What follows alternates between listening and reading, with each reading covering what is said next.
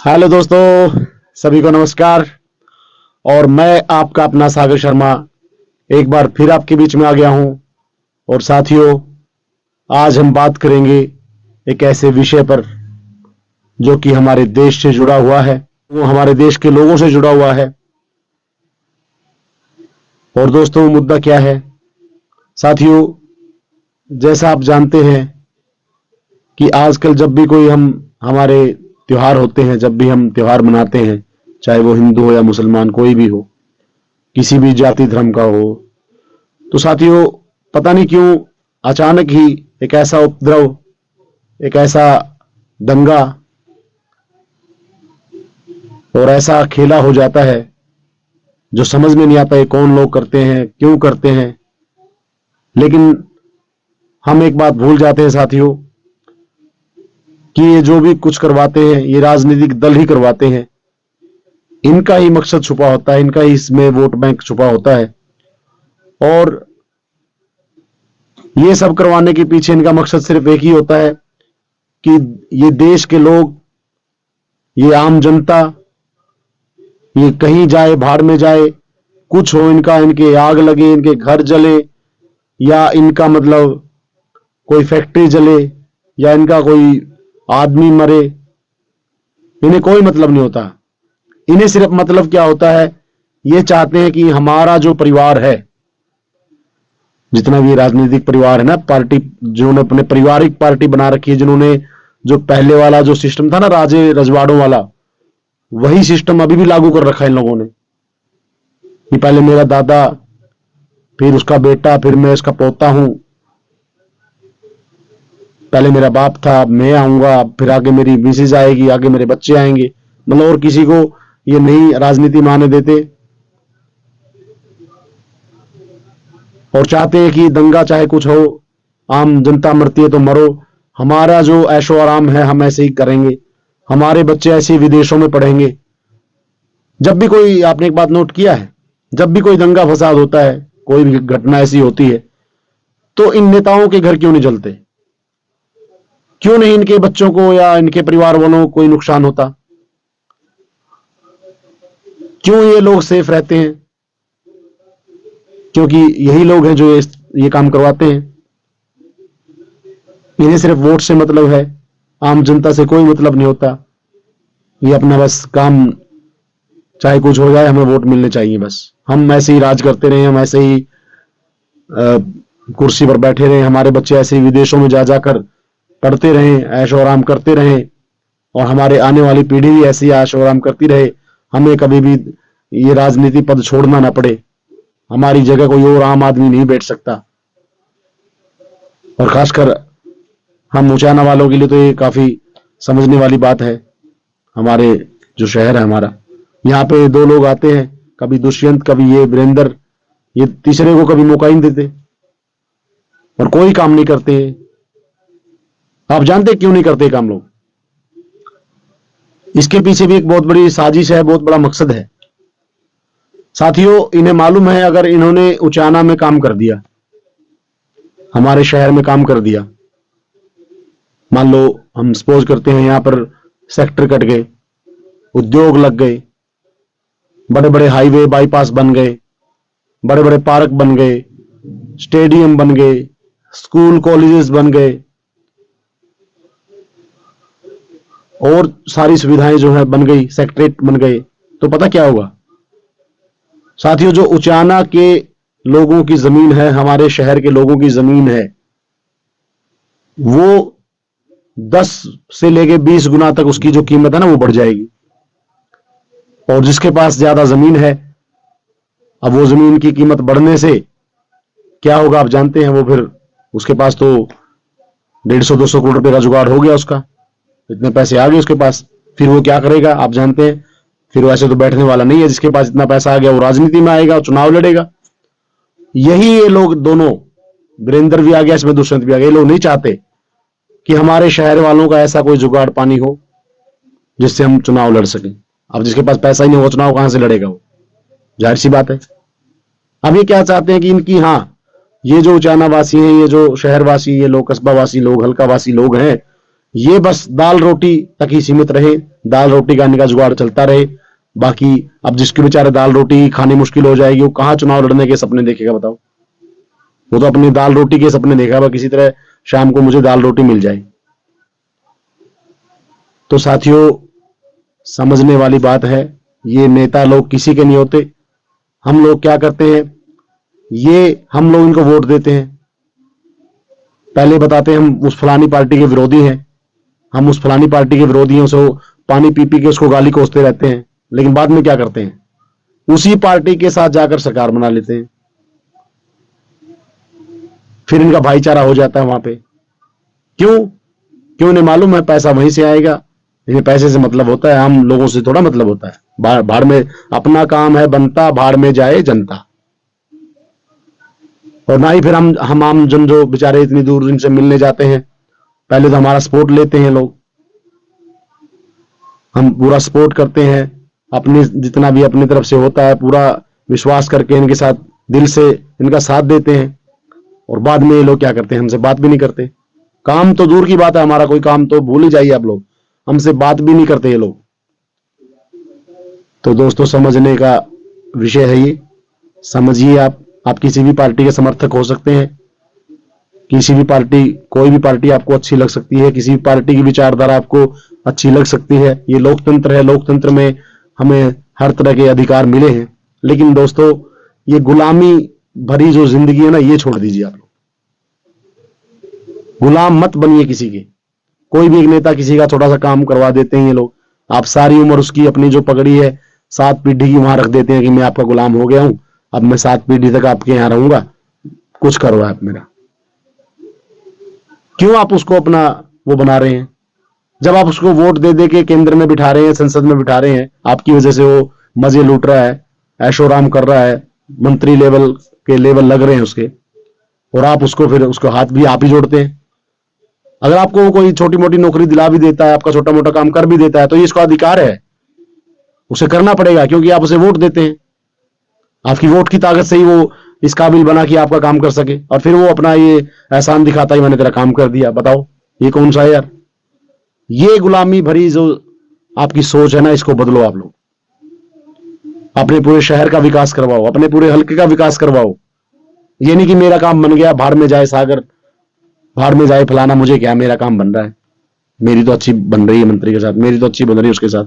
ऐसे कुछ नहीं होने वाला साथियों। ऐसे तो हम हमारी पीढ़ी को, आने वाली पीढ़ी को ऐसे ही नरक में झोंक रहे हैं, ऐसे ही पिछड़ेपन में उनको डाल रहे हैं। वो भी ऐसे ही हमारी तरह बेचारे ऐसे ही रह जाएंगे। अपने आप को बदलिए, इन नेताओं के चुंगल से निकलिए, और हमारे शहर से भी, हर शहर से नया कोई अच्छा आदमी, किसी भी जाति का हो, किसी भी धर्म का हो, अच्छे इंसान को आप आगे लाइए, उसको चुनिए, उसे आगे बढ़ाइए, उसका साथ दीजिए, वो आपके काम करेगा।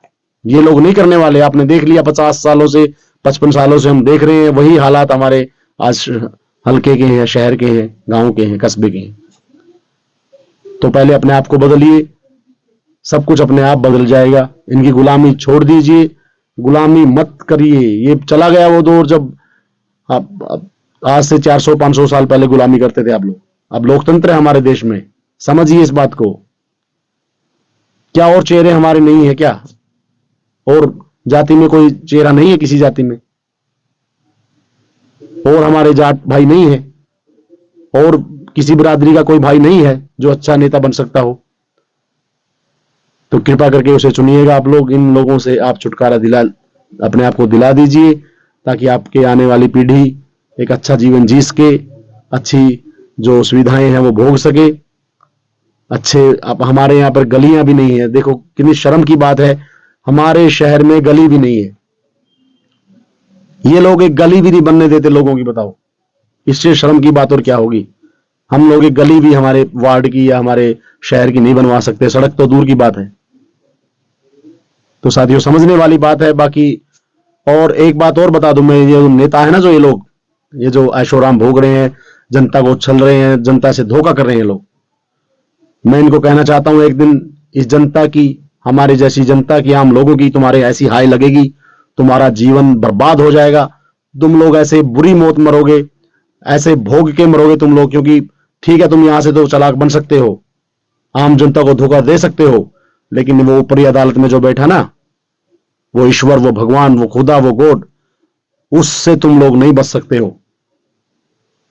तुम्हारी पीढ़ियां, तुम्हारे बच्चे इसको या तुम भोगोगे या तुम्हारे बच्चे भोगेंगे, क्योंकि तुम लोग जनता के साथ धोखा करते हो, लोगों से छल करते हो, झूठ बोल के वोट लेते हो, हम ये करेंगे वो करेंगे, फिर बाद में उसका फोन भी नहीं उठाते। आप उसका काम करने तो दूर की बात है, बेचारा एक आदमी 200 किलोमीटर जाता है इतनी दूर थका हारा, तुम लोग उससे मिलना भी पसंद नहीं करते हो, काम तो छोड़िए आप लोग। तो याद रखिए, भगवान तुम्हें छोड़ने वाला नहीं है, इसकी सजा तुम्हें जरूर मिलेगी, एक न एक दिन जरूर मिलेगी, आप लोग नहीं बच पाओगे,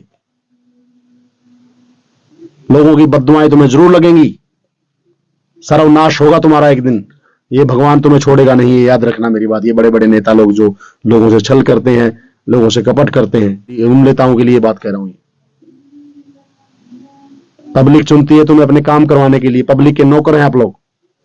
पब्लिक अपना एक ऐसा नुमाइंदा चुनती है कि ये हमारे काम करेगा, अपने लिए चुनती है, तुम्हारे लिए नहीं। तो साथियों, बाकी आप समझदार हैं, ये परिवारवाद से आप मुक्ति पा लीजिए, इन परिवारों के चक्कर में मत पड़िए, छोड़ दीजिए इन परिवारों को, ये नहीं करने वाले कुछ भी, ये अपने परिवार का भला कर सकते हैं बस। कभी पहले खुद, फिर उसका बेटा, फिर अपनी वाइफ, फिर उसकी वाइफ, फिर उसका बेटा, उसका पोता, ऐसे चलता रहेगा। आप लोग ऐसे देखते रहिए, आपका ऐसा ही ये पागल बेवकूफ बनाते रहेंगे, ऐसे ही दंगे हमें आपस में लड़वाते रहेंगे। कोई कहता है मैं इस पार्टी का हूं, कोई कहता है इस पार्टी का हूं। अरे पार्टी तो एक बनिए आप लोग, सबके काम होंगे, सबका विकास होगा। जब हमारे शहर में इतनी सुविधाएं, पार्क बनेंगे, स्टेडियम बनेंगे, कॉलेज स्कूल बढ़िया बढ़िया बनेंगे, हॉस्पिटल बनेंगे। हमारे यहाँ पर एक अच्छा डॉक्टर भी नहीं है उचाना में, तो हमारे शहर में एक अच्छा डॉक्टर भी नहीं है, कहां जाए हम लोग। अस्पताल बना के वो कर दिया, कोई सुविधा तो है ही नहीं वहां पे, डॉक्टर के बिना आप क्या करेंगे वहां पे। तो इन लोगों का साथ छोड़ दीजिए साथियों। कोई नया कैंडिडेट, नया चेहरा, वो किसी भी बिरादरी से आता हो, चाहे अच्छा इंसान होना चाहिए, अच्छी उसकी नीयत होनी चाहिए, अच्छी सोच होनी चाहिए, उसका साथ आप जरूर दीजिए। ये जात पात भेदभाव, ये सब झूठी बातें होती हैं। अच्छा इंसान किसी भी जाति में हो सकता है, कोई भी हो सकता है। अब कई लोग मेरे से सवाल पूछ लेते हैं, मोदी ने ये कर दिया, मोदी ने वो कर दिया। अरे भाई, एक बात सोचने वाली है, अब उचाना में, हमारे कस्बे में, हमारे हल्के में मोदी जी है क्या यहाँ से सांसद या मतलब मंत्री? यहां से कौन मंत्री है? वीरेंद्र बनता है या ये दुष्यंत बनता है? अब ये काम कराएंगे मोदी जी आके कराएंगे? यहाँ पे किसी को घुसने ये नहीं देते, सीएम को आता है, सीएम से बोलते हैं यहाँ कुछ नहीं, कोई काम करने की जरूरत नहीं यहाँ पे, उनको ऐसा ऐसा जवाब देते हैं लोग। कहां से काम होंगे फिर? इन लोगों ने विकास रोक रखा अपने उचाना का। मोदी जी का कोई कसूर नहीं है और किसी का कोई कसूर नहीं है। ये लोग नहीं करना चाहते यहाँ पे काम, ना ही ये चाहते हैं यहाँ पे काम हो, क्योंकि ये जानते हैं जिस दिन यहाँ पे काम हो गया उसी दिन यहाँ की जनता जागरूक हो जाएगी, इनके पास पैसा आ जाएगा, फिर ये लोग चुनाव लड़ेंगे और हमें यहाँ से भागना पड़ेगा। इनकी जो दाल रोटी यहाँ गल रही है वो बंद हो जाएगी। तो समझिएगा साथियों, अपने आप को समझदार बनाइए। ये आपसी भेदभाव में, मैं फलाना, मैं डिमका, मैं ये वो, मैं वो, ऐसे कुछ नहीं होने वाला है। अपना अपना हित मत देखिए, सबके बारे में सोचिए, सबके काम बनेंगे, सबका भला होगा। कहते हैं ना, सबका भला होगा तो सबका ही भला होगा। फिर भगवान भी कोई शक्ति है, ईश्वर भी कोई शक्ति है। अरे बड़े बड़े जो अपने आप को डॉन समझते थे, बड़े बड़े जो अपने आप को पता नहीं क्या क्या समझते थे, उनको भी भगवान ने मिट्टी में मिलाने का काम कर दिया।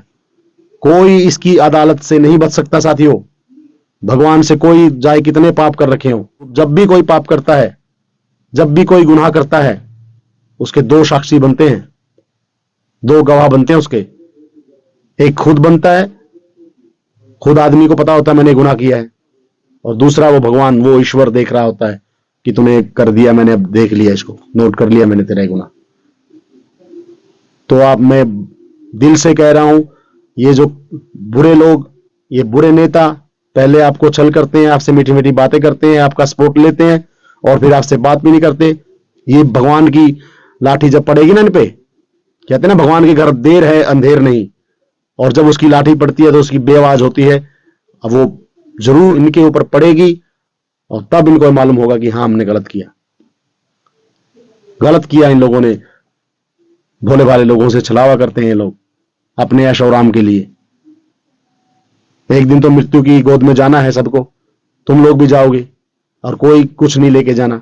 सभी ऐसे ही चले जाएंगे। लेकिन ध्यान में रखना, हम जो आम जनता है, ये तो बेचारी फिर भी चैन से जिएगी, लेकिन तुम लोगों को कहीं सुकून नहीं मिलेगा।